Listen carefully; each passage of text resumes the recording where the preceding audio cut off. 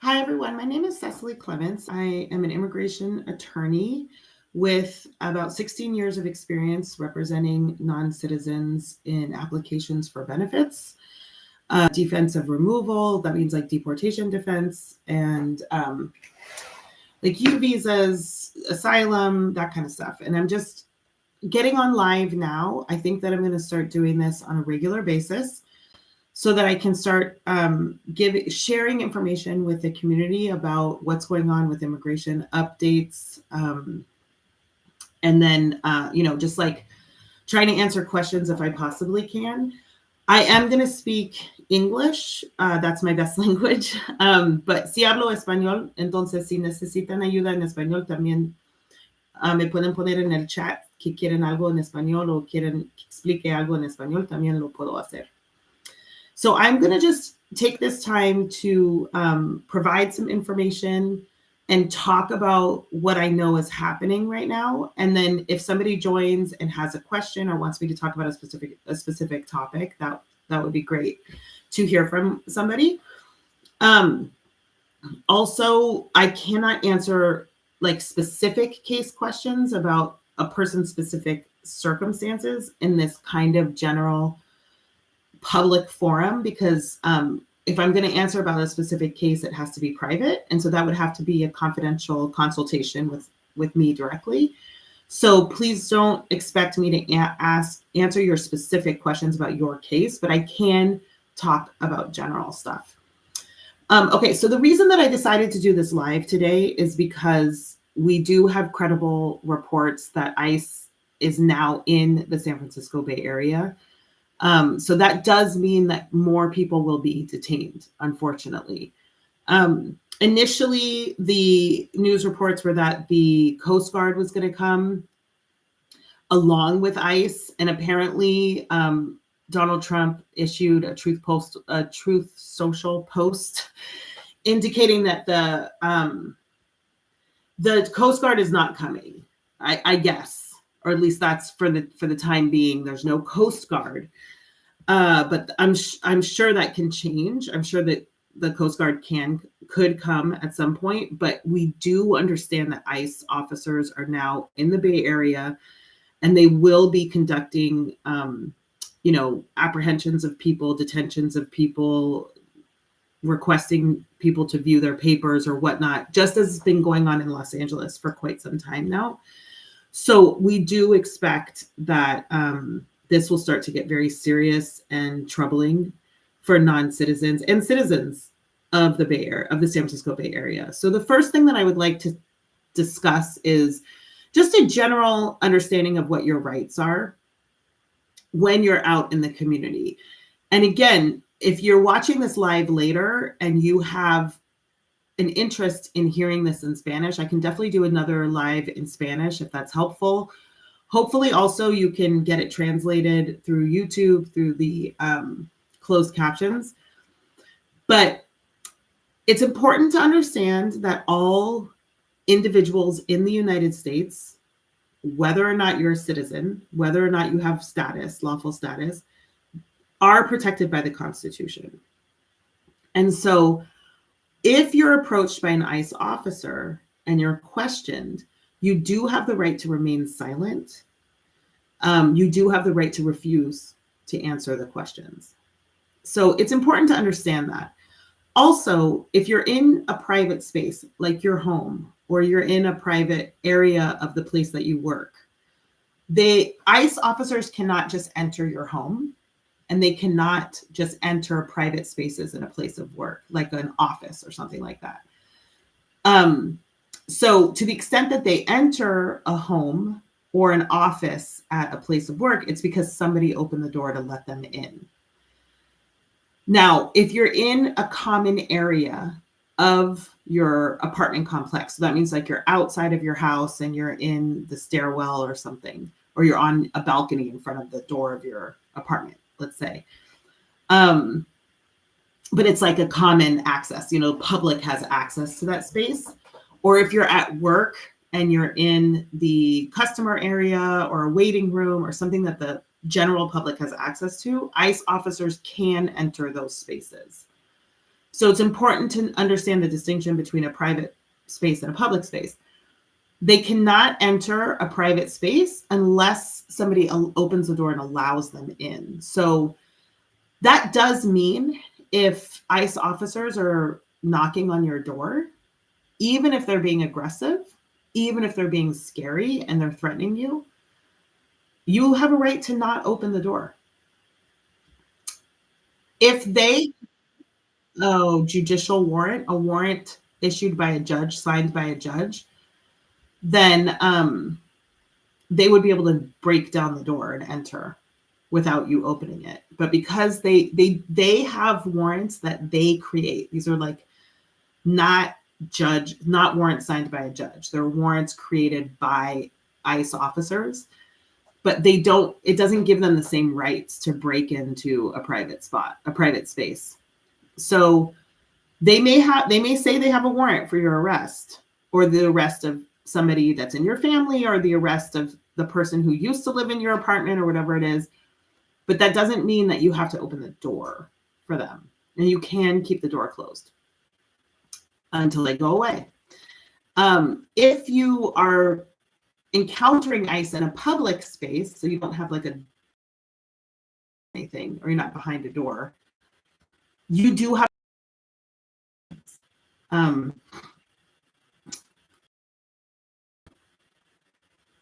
it says that I've been disconnected. Okay, so I think I'm back. Unfortunately, the Supreme Court has said that ICE officers can question people based on their place of employment, the language they speak. So it's almost like basically racial profiling is allowed, which is a terrible state of affairs, but I guess it's the way it is right now in the United States. But that doesn't mean that you have to answer the questions. Okay, so saying that is one thing, but then there's also the reality of dealing with these very aggressive ICE agents, very rude ICE agents. And sometimes they take people against their will, take people that, by force. So what do you do in that situation? Okay, if you're in ICE detention, you can continue to refuse to answer their questions. However, if they have independent information about you for some reason, like you made a prior application to immigration or something along those lines, so they have information that you were not born in the United States, they know what your name is, they know that you're undocumented, or maybe you've fallen out of status, it's not going to matter if you refuse to answer their questions, because they already kind of know who you are, especially if they can verify it by fingerprints or something.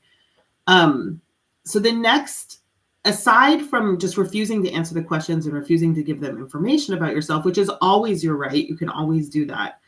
The next thing to consider is trying to stay in the United States and fight your case. Okay, so one thing that ICE officers will never explain is that certain people have a right to due process here in the United States. They have a right to go before an immigration judge and fight to stay in the United States. Now, there are certain people that have limited options when it comes to doing a case in front of the immigration judge. Like if you've been deported before and you re-entered illegally, your options are quite limited.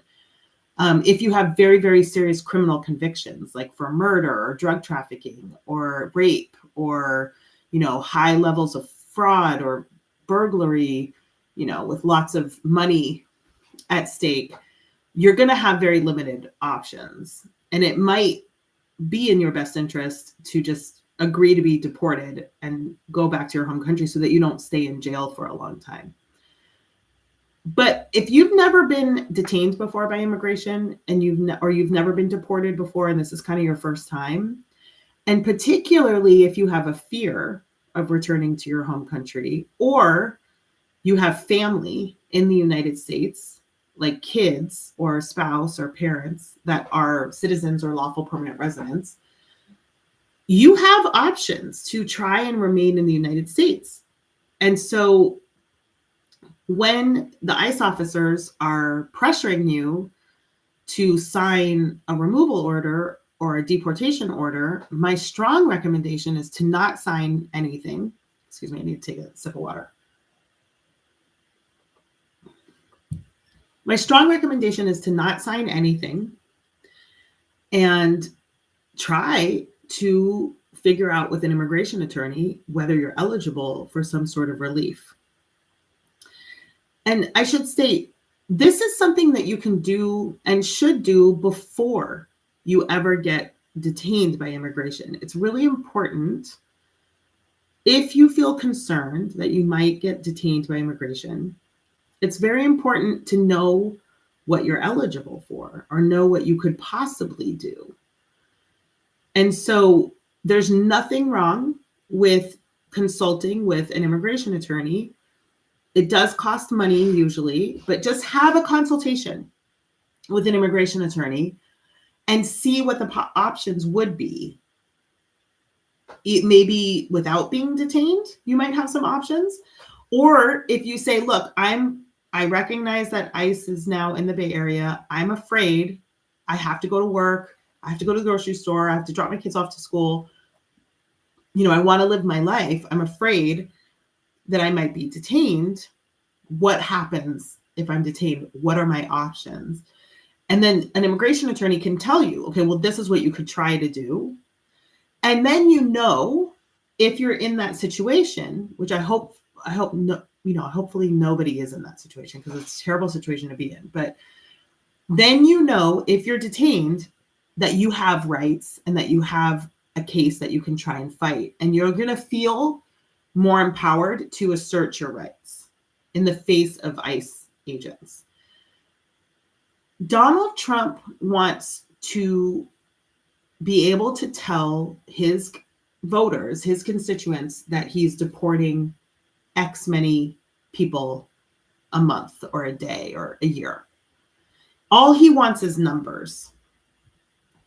So the more people that agree to be deported immediately, the better for this president, right? So my advice to you is don't agree to be deported right away, or don't just assume that you have no options. A lot of people assume they have no options. And the ICE officers are not going to tell you, oh, rather than being deported, you could try to file this application. They're not going to tell you that. They're going to just say, sign your deportation. So I do think it's very, very, I mean, I think my recommendation is you consult with an immigration attorney, consult with somebody that you trust, and see see what you could possibly do. The other thing to do now as well is, and I know this sounds scary and horrible, but think about the plan. If you're detained at work, you know, who will pick up your kids from school? Who is going to be able to make medical decisions for your children if you're detained? I mean, if you have a spouse that's not detained, then obviously that person can do all those things. But sometimes people don't have, you know, another person that's helping care for their children. So do you need to sign certain documents? Do you need to get anything in order so that your kids will be okay? If you do end up getting detained unexpectedly by ICE, it's really important to have that kind of stuff lined up. So think about that. Think about consulting with an immigration attorney to find out what your options are if you're detained, and like in terms of applying for immigration benefits, and then also how will your family be cared for? How will your bills get paid? That sort of thing. Like, who's going to take care of any pets that you might have? That kind of stuff. Okay, so let's say that you're detained and you do not sign a deportation order because you want to stay and try and fight to remain in the United States. Right now, it's very difficult for people who entered without inspection, and that's a legal term that I can explain in a future video.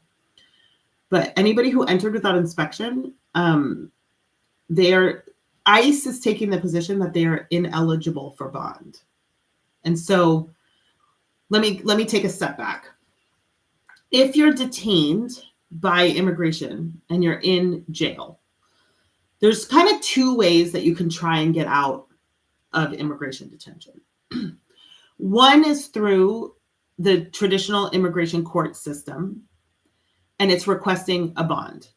So you say, okay, fine, I've been detained. I'm here in the country without lawful status, but can you please, judge or ICE officer, allow me to leave jail, go back to my family, live my life, go to work, take care of my kids, but I will show up to court hearings in the future that you set in the future, and I will fight my case in court, but I will be responsible and I'll show up, right? Because that's the concern. The reason people are detained is because there's a fear that if you let the person free, like out into the community, then they're just going to move, switch states, and avoid responsibility and avoid facing, the consequences of the unlawful entry. So they want to have assurances that the person is going to actually follow through with the process and show up to court for their deportation hearing. So that's one thing that they're thinking about when they're talking about whether they give somebody a bond or not. The other consideration that they take into account when deciding whether to give somebody a bond to leave immigration detention is that person a danger to the community? Are they somebody that's committed crimes in the past? Is it somebody that they think will commit crimes in the future? That sort of thing. So if you have a criminal history, that is harder to prove that you're not a danger to the community, particularly if your criminal history is something that could be dangerous, like DUIs or robberies or, assault, or just going up from there. I mean, obviously that's more dangerous. So if you are somebody that has that kind of criminal history, it might be very difficult for you to get bond. But those are the two things that they look at when it comes to bond, which is this person a flight risk? So that's what they call flight risk. Is the person going to move away and not show up to court? And is the person a danger to the community? So for a long time, traditionally, when people were detained by ICE or immigration, they would be eligible to try and get a bond in front of an immigration judge, request a bond, and they would be given an opportunity to show, I'm not a dangerous person, I'm a responsible person, I will go to my hearings, please let me out, and I will pursue this, but at least I'll be at home and I won't be in jail. And so typically the bonds would be issued. The minimum is like $1,500. The highest I've seen is like $25,000, but I think they've gone even higher than that. But you pay some money, and that money is, an insurance that you're going to go to your court hearings and that you're not going to be a violent criminal, right? Or mostly that you're going to go to your court hearings, because if you follow through with the entire court process, then you will get that money back with interest. And that's true even if you ultimately lose your case and you're deported to your home country, they will send the money back to whoever signed for the bond, and it will be with interest. So that's the point of a bond. And that's been the traditional way that people have gotten out of immigration detention. The problem now is that ICE, which is immigration, I know ICE and immigration are the same, is taking the position that anybody who entered the country without inspection, entered the country, what we call iwi, and that means that you entered between the port of entries, like in the desert, crossing the Rio Grande, jumping the fence, like basically you did not present yourself at the official port of entry. You went around the ports of entry and you just tried to enter the country without being detected. That's called an entry without inspection. So anybody who's entered the country without inspection is subjected to no bond. Sorry. Anybody who entered without inspection is not entitled to a bond. That's what immigration is saying. So what that means as a practical matter is people who are detained because they entered iwi, they entered quote unquote illegally, are not being given any type of bond whatsoever. They're not able to get out on bond. Now, I will say this, and I'm sorry if it's confusing. I did just speak to 2 people in detention facilities today who said that they've started to see people being released on bond. So that's amazing. That's great news. But I have to investigate. I don't understand exactly why, because up until today, or through to today, my understanding is that immigration is saying anybody who entered illegally, iwi, is not allowed to have a bond. Okay, so the question becomes, if I've entered illegally and I'm detained by ICE and I can't get out on bond because they're saying that there's no bond, what are my options to get out? So the other option is something called a writ of habeas corpus. And those are becoming more and more popular, more and more required, frankly. And they have been successful. So that is a separate document that you don't even file it with the immigration judge. It's completely outside the immigration court system. It's with federal courts. And you're just basically making the same arguments, that you're not a flight risk and that you're not a danger to the community and that your detention is unlawful under the Constitution. And those have been successful. People have been released on habeas corpus petitions. So if you are detained and you want to stay in the United States and you want to pursue some form of lawful status here in the US, and you could do it 2 ways. You could do it while you're detained in jail, or you could try to get out of jail. And the only 2 ways you can get out of jail is if you're issued a bond by the immigration judge or the ICE officer, which has not been happening, or you file a writ of habeas corpus, which is to get out of jail through the federal courts. So that's a lot of information, and I know it can be very confusing, but I wanted to paint the picture of what actually happens or what the options are if you do end up being detained. So I'm going to go back over it very briefly to hopefully it'll start to make some sense. If you're detained by immigration, you can still fight your case. So you need to know if you have a case to fight or not. So that's why I'm saying consult with an immigration attorney, figure out what options you possibly have. And if you end up being detained, then you know in your head, I can fight a case. I have options. Because otherwise you may be susceptible to just signing your deportation because you feel like you don't have options. So you want to know, do you have options? If you're detained and you have options and you decide to fight your case, of course you want to do it outside of jail. You don't want to do it in jail. You can always stay in jail and fight your case. That's always a possibility, but it's harder and it's horrible to be in jail. So ideally you would get out of jail and still fight your case with the immigration court, but just not while incarcerated. So if you want to get out of jail, there's 2 options. One is bond. That has not been available for people because the immigration courts are saying people who entered illegally are not eligible for bond.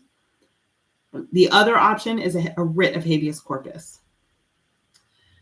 So my recommendation for anybody who knows and understands that ICE is here in the Bay Area and you're afraid of it is various things, and I'll go back through them.